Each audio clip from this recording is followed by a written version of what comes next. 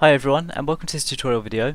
In this video I'm going to be showing you how to draw a hood in front view. In this video I'm using a mechanical pencil with HB leads, but don't worry about the equipment you're using. As long as you have a pencil and paper, you'll be able to recreate this. I'm going to try and base the style of this drawing on the Assassin's Creed drawings that I've previously worked on, with the hood covering part of the character's face, and so you only see from the nose downwards. This is a nice way of cutting down on the details you need to add. So before I started recording this video, I sketched a basic outline of a character's face from the nose downwards. I began by sketching the inner edges of the hood, and at this point the lines were very relaxed and I wasn't worrying about placing any precise lines at this point. It was all about getting the basic idea of the shape of the hood. The fabric of the hood is always going to be moving and changing in shape, so you don't have to worry about placing it in an exact way.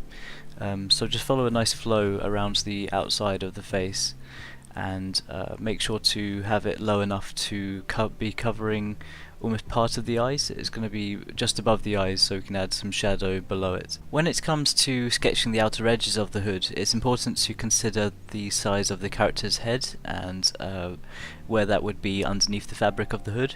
Also thinking about the way the fabric would flow over the head with some ridges and folds, especially along the sides of the head and along the shoulders. At this point I also started figuring out where I wanted to add some seams to make the fabric seem realistic and to add that kind of design that you'd expect in a kind of Assassin's Creed drawing. So I added a seam going along the top of the head and a couple of horizontal seams going along around the inner edges of the hood.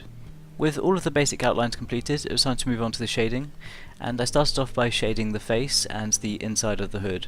So I added some extremely dark shading around the inside edges of the hood, especially underneath the top of the hood and around the eyes, to keep that part of the drawing completely shaded, so you don't have to focus on the details of the eyes. It's nice to have them completely in the shade and not have to worry about those details.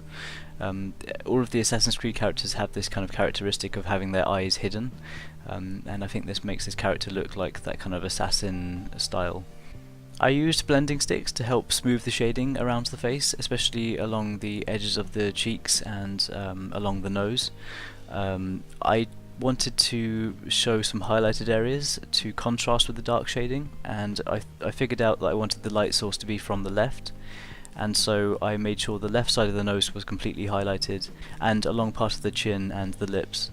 I made sure to add some extremely dark shading around the neck and the jaw and alongside the outer edges of the face, and this is a great way of adding contrast and really making sure that those highlighted areas really push out from the page. It's a great way to add some extra depth to the drawing and to make the character stand out by having the darkened areas really contrasting with the highlighted areas.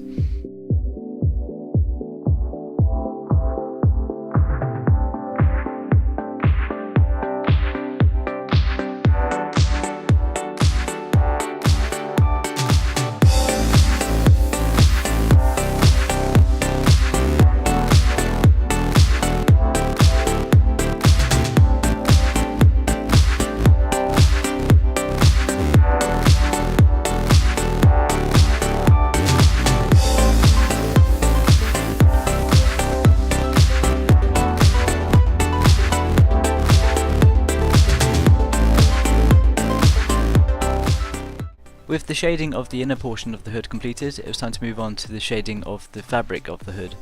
And I started off by shading the right side of the head. This is the area that is going to be in the most shade when thinking about the light source being on the left side of the drawing. So the right side needs to be much darker than the left. In this case I started off by adding some really basic shading to begin with and using the blending stick just to get some idea of how dark I wanted this area to be. Making sure to add some darkened areas, contrasting with some highlighted areas. I find that it helps to have some of the highlighted areas alongside the darkened areas to really show that contrast and show that kind of crumpled effect of the fabric. When you consider the way the light is hitting the hood, it's important to think that the shadows would be cast on the right side of any highlighted area. And so any areas of the hood that you want to push forward, you would need to add some darker shading to the right side of that to help boost the realism and the 3D effect. I also found this rule helpful when adding the seams to the hood. By focusing the shading on the right side of the seam and having the left side of the seam highlighted. It's a very effective way of adding some depth to a drawing. I focused the same idea on the left side of the drawing, but I made sure to add some more highlights, and the overall shading on the left side of the hood is much lighter. To help boost the effects of the highlights, I made sure to use a small eraser. This can really be helpful when you want to control where you want the highlighted areas, especially along the edges of any creases in the fabric or along any of the seams or that kind of thing. I continued on with the drawing and then added the final details to the lower parts of the hood, making sure to follow the seams along and add some highlights along the top edges of them. The highlighted seams really worked well against the darkened inner part of the hood. I made sure to add some extra highlights along the top edges of the shoulders, especially on the left side of the drawing, and trying to focus the highlighted areas along there. And I also added some darkened shading between the folds where the shoulder meets the hood, and this is a great way in general of defining the shape of the hood and the shoulder area.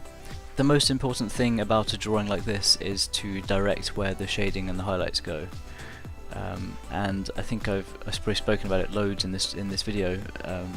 Considering where your light source is a hugely important thing in a drawing like this, and I had to keep reminding myself that the light source was on the left side and focusing all the highlights like that. So if the light source was directly in front of him, then the highlights would be much more evenly distributed. And then if the light source was on the right side of the drawing, then all of the highlighted areas would be focused on the right side of his hood, and then the darkened areas would actually be on the left side. So a drawing like this can be a great way to practice that kind of thing, and as well as thinking about the folds in the fabric and practicing that kind of thing. I love drawing characters like this. I especially love working on Assassin's Creed drawings, so working on this tutorial was really fun, and hopefully I'll work on a drawing of a hood from the side view to give a new perspective as well. I really hope this video is helpful in some way, and if you work on anything similar, then feel free to show me on Twitter or Facebook or Instagram. If you enjoy videos like this, then make sure you're subscribed, and any likes or shares on this video are hugely appreciated and it really means a lot to me. If you want to follow me on Twitter or Facebook or Instagram,